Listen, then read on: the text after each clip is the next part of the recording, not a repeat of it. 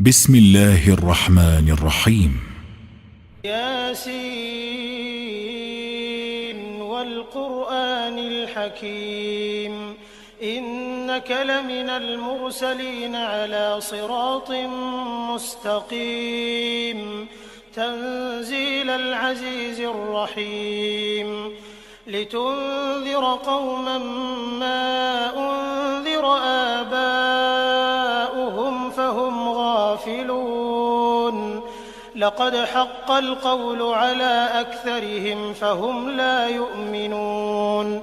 إنا جعلنا في أعناقهم أغلالا فهي إلى الأذقان فهم مقمحون وجعلنا من بين أيديهم سدا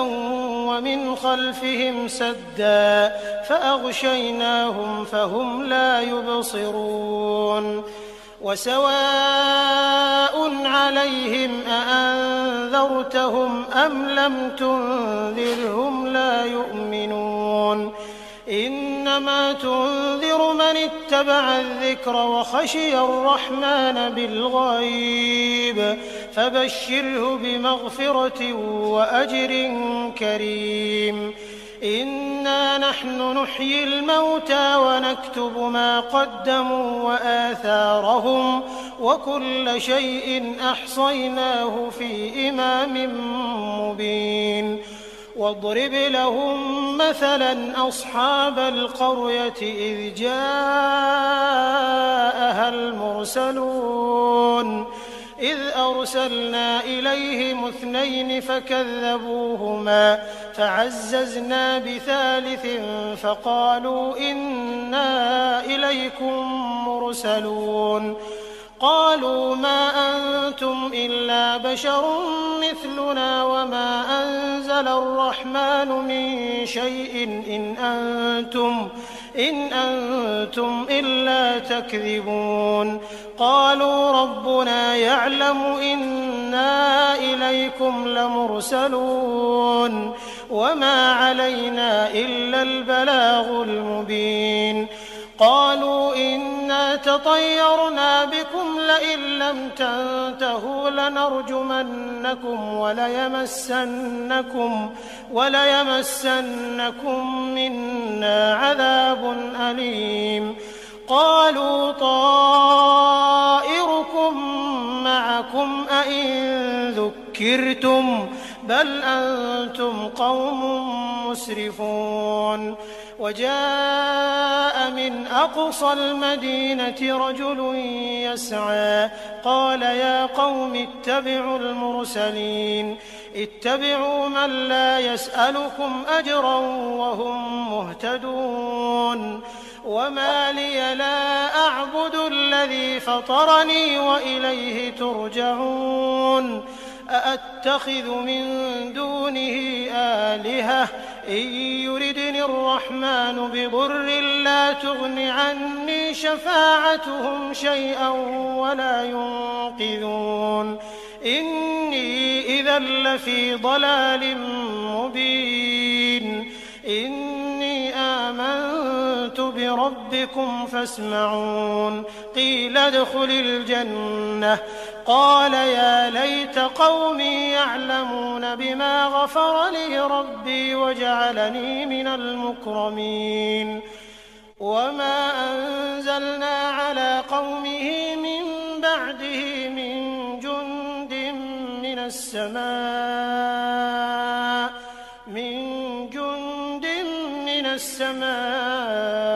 وما كنا منزلين إن كانت إلا صيحة واحدة فإذا هم خامدون يا حسرة على العباد ما يأتيهم من رسول إلا كانوا به يستهزئون ألم يروا كم أهلكنا قبلهم من القرون أنهم إليهم لا يرجعون وإن كل لما جميع لدينا محضرون وآية لهم الأرض الميتة أحييناها فأخرجنا منها حبا فمنه يأكلون وجعلنا فيها جنات من نخيل وأعناب وفجرنا فيها من العيون ليأكلوا من ثمره وما عملته أيديهم أفلا يشكرون سبحان الذي خلق الأزواج كلها مما تنبت الأرض ومن أنفسهم ومما لا يعلمون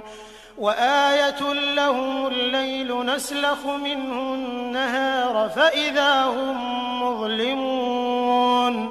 والشمس تجري لمستقر لها ذلك تقدير العزيز العليم والقمر قدرناه منازل حتى عاد كالعرجون القديم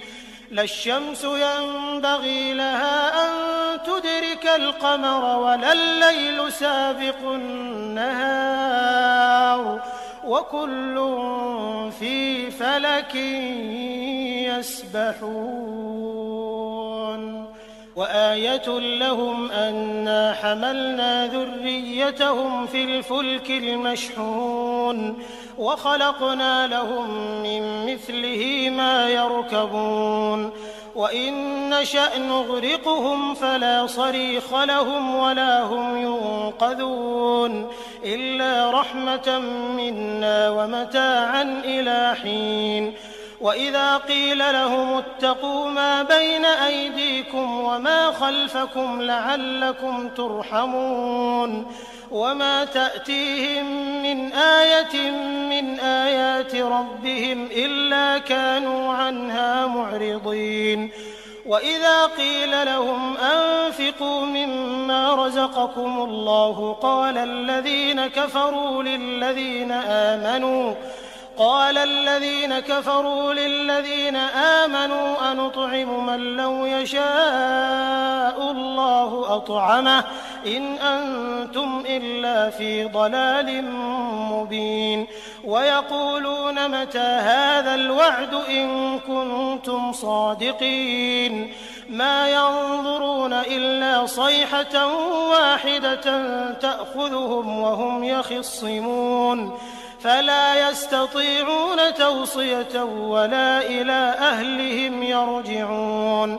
ونفخ في الصور فإذا هم من الأجداث إلى ربهم ينسلون قالوا يا ويلنا من بعثنا من مرقدنا هذا ما وعد الرحمن وصدق المرسلون إن كانت إلا صيحة واحدة فإذا هم جميع لدينا محضرون فاليوم لا تظلم نفس شيئا ولا تجزون إلا ما كنتم تعملون إن أصحاب الجنة اليوم في شغل فاكهون هم وأزواجهم في ظلال على الأرائك متكئون لهم فيها فاكهة ولهم ما يدعون سلام قولا من رب رحيم وامتازوا اليوم أيها المجرمون ألم أعهد إليكم يا بني آدم ألا تعبدوا الشيطان إنه لكم عدو مبين وأن اعبدوني هذا صراط مستقيم ولقد أضل منكم جبلا كثيرا أفلم تكونوا تعقلون هذه جهنم التي كنتم توعدون اصلوها اليوم بما كنتم تكفرون اليوم نختم على أفواههم وتكلمنا أيديهم وتشهد أرجلهم بما كانوا يكسبون ولو نشاء لطمسنا على أعينهم فاستبقوا الصراط فأنى يبصرون ولو نشاء لمسخناهم على مكانتهم فما استطاعوا مضيا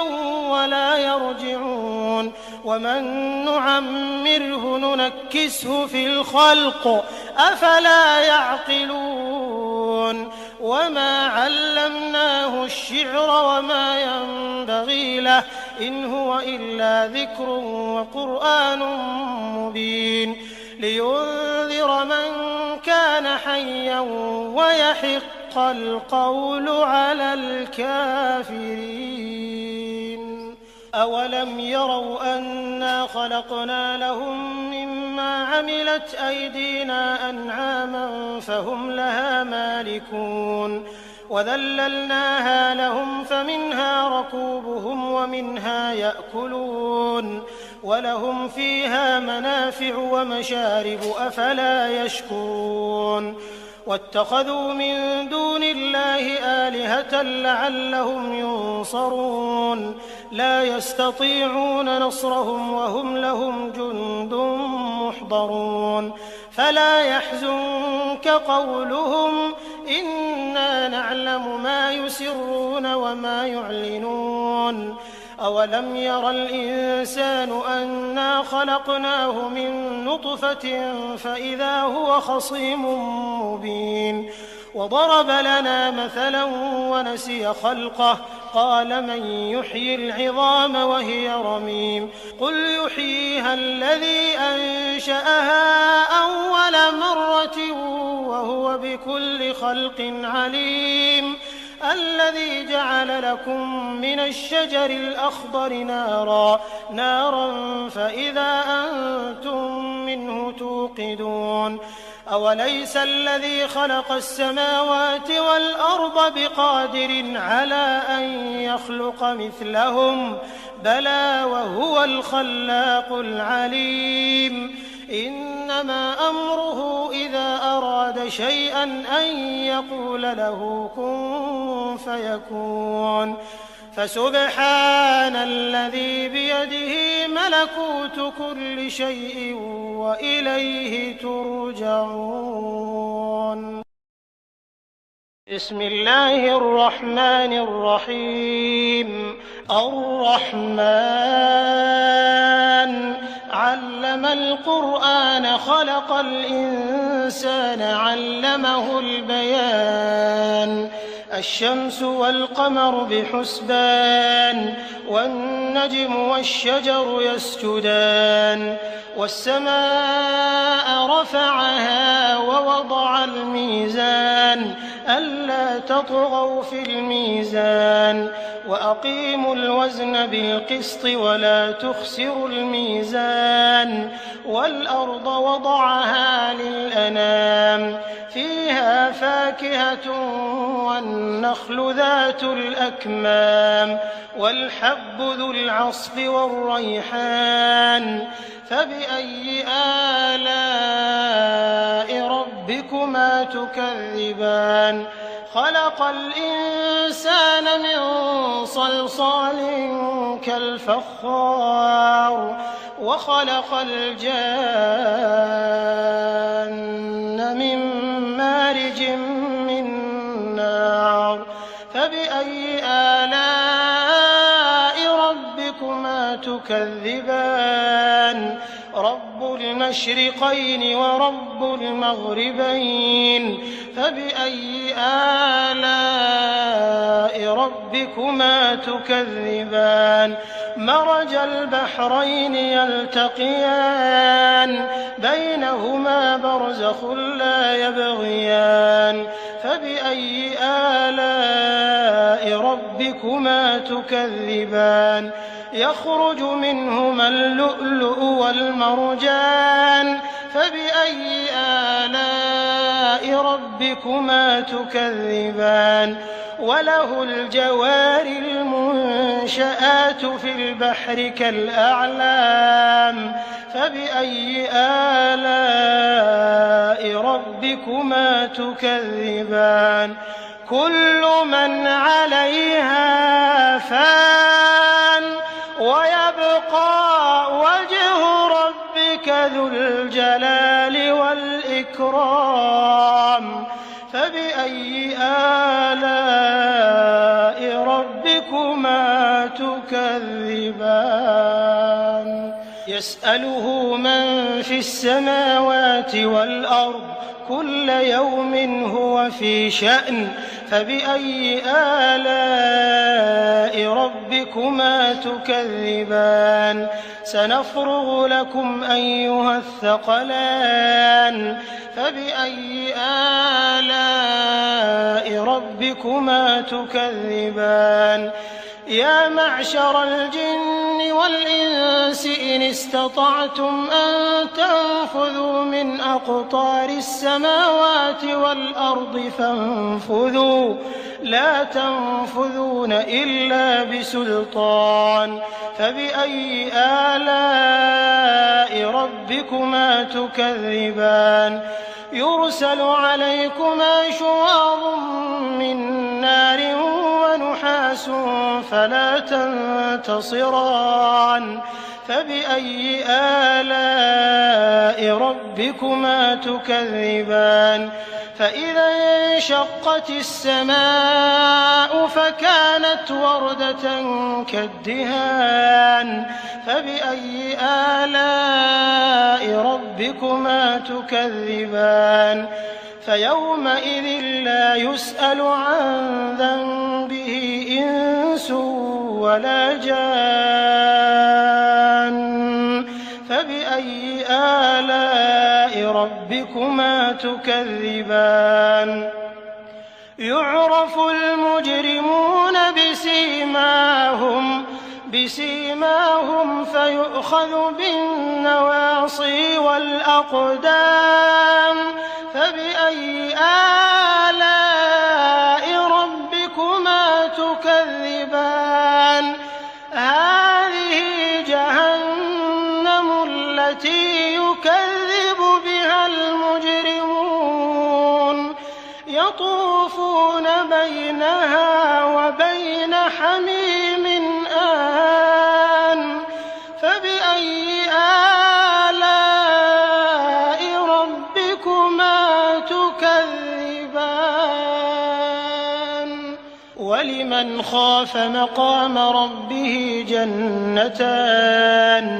فبأي آلاء ربكما تكذبان ذواتا أفنان فبأي آلاء ربكما تكذبان فيهما عينان تجريان فبأي آلاء ربكما تكذبان فيهما من كل فاكهة زوجان فبأي آلاء ربكما تكذبان متكئين على فرش بطائنها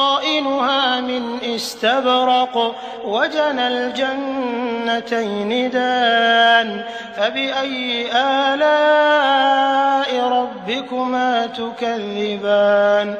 فيهن قاصرات الطرف لم يطمثهن إنس قبلهم ولا جان فبأي آلاء ربكما تكذبان كأنهن الياقوت والمرجان فبأي آلاء ربكما تكذبان هل جزاء الإحسان إلا الإحسان فبأي آلاء ربكما تكذبان ومن دونهما جنتان فبأي آلاء ربكما تكذبان مدهامتان فبأي آلاء ربكما تكذبان فيهما عينان نضاختان فبأي آلاء ربكما ربكما تكذبان فيهما فاكهة ونخل ورمان فبأي آلاء ربكما تكذبان فيهن خيرات حسان فبأي آلاء ربكما تكذبان حور مقصورات في الخيام فبأي آلاء ربكما تكذبان لم يطمثهن إنس قبلهم ولا جان فبأي آلاء ربكما تكذبان متكئين على رفرف خضر وعبقري حسان فبأي آلاء ربكما تكذبان تبارك اسم ربك ذي الجلال والإكرام. بسم الله الرحمن الرحيم. ياسين والقرآن الحكيم إنك لمن المرسلين على صراط مستقيم تنزيل العزيز الرحيم لتنذر قوما ما أنذر آباؤهم فهم غافلون لقد حق القول على أكثرهم فهم لا يؤمنون إنا جعلنا في أعناقهم أغلالا فهي إلى الأذقان فهم مقمحون وجعلنا من بين أيديهم سدا ومن خلفهم سدا فأغشيناهم فهم لا يبصرون وسواء عليهم أأنذرتهم أم لم تنذرهم لا يؤمنون إنما تنذر من اتبع الذكر وخشي الرحمن بالغيب فبشره بمغفرة وأجر كريم إنا نحن نحيي الموتى ونكتب ما قدموا وآثارهم وكل شيء أحصيناه في إمام مبين واضرب لهم مثلا أصحاب القرية إذ جاءها المرسلون إذ أرسلنا إليهم 2 فكذبوهما فعززنا بثالث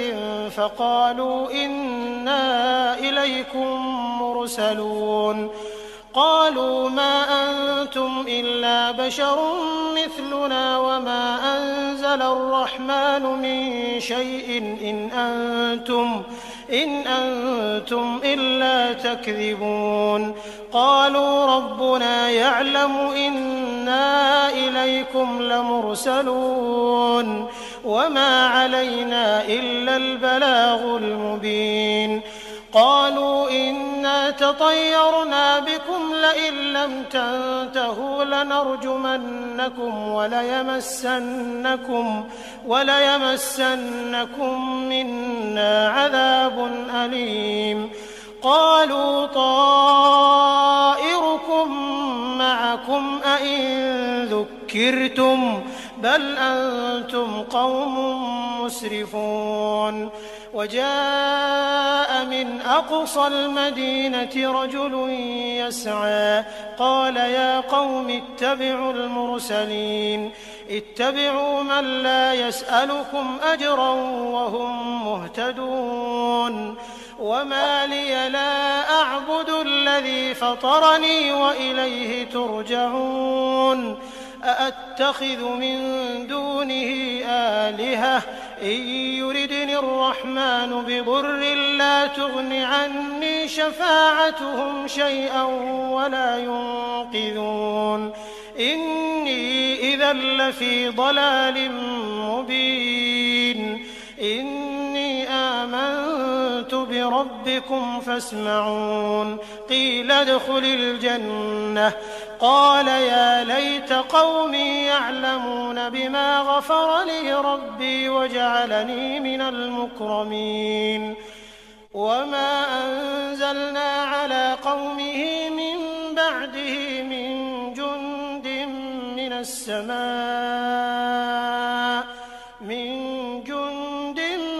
السماء وما كنا منزلين إن كانت إلا صيحة واحدة فإذا هم خامدون يا حسرة على العباد ما يأتيهم من رسول إلا كانوا به يستهزئون ألم يروا كم أهلكنا قبلهم من القرون أنهم إليهم لا يرجعون وإن كل لما جميع لدينا محضرون وآية لهم الأرض الميتة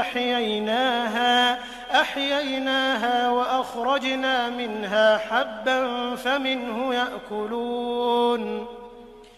وجعلنا فيها جنات من نخيل وأعناب وفجرنا فيها من العيون ليأكلوا من ثمره وما عملته أيديهم أفلا يشكرون سبحان الذي خلق الأزواج كلها مما تنبت الأرض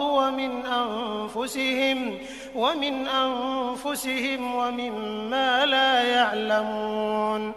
وآية لهم الليل نسلخ منه النهار فإذا هم مظلمون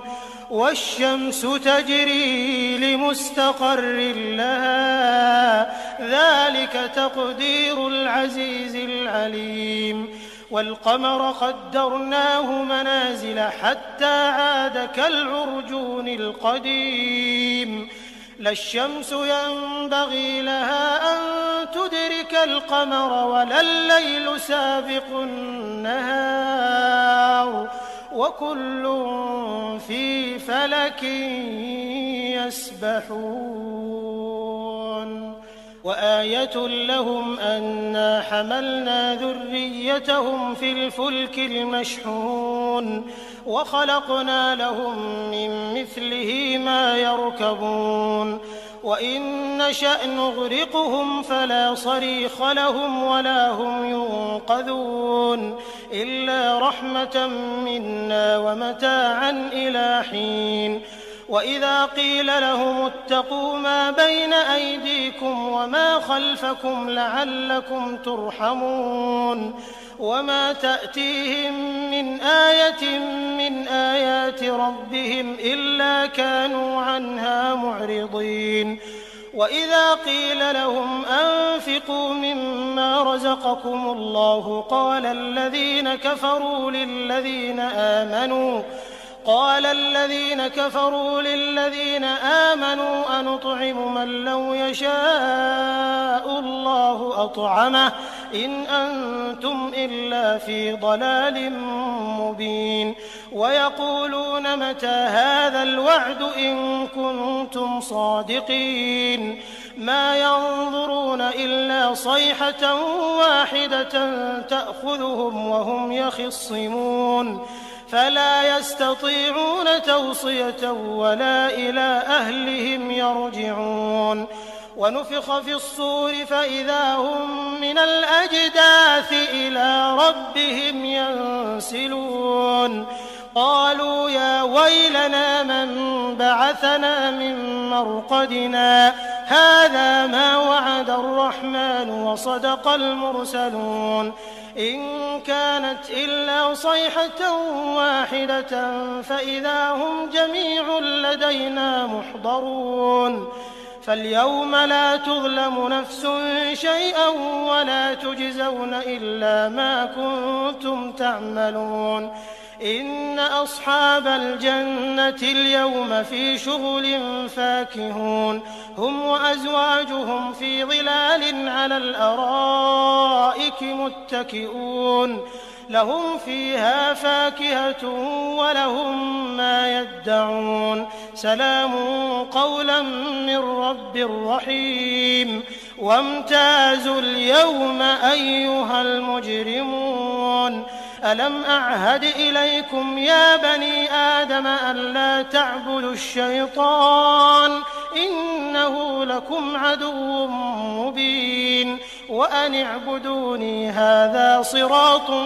مستقيم ولقد أضل منكم جبلا كثيرا أفلم تكونوا تعقلون هذه جهنم التي كنتم توعدون